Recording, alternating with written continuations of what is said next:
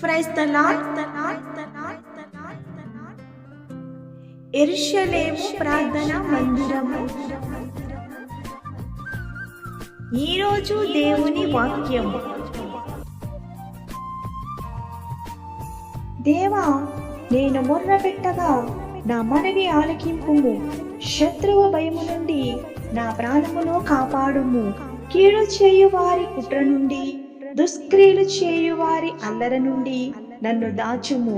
ఒకడు కత్తికి పదును పెట్టినట్లు వారు తమ నాలుకలకు పదును పెట్టుదురు.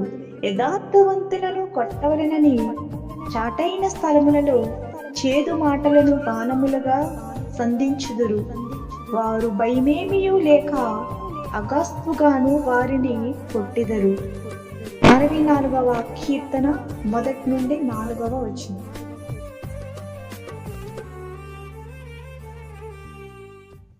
సంఘ కాపరులు ఎన్ డేవిడ్ రాజ్ దీవెన.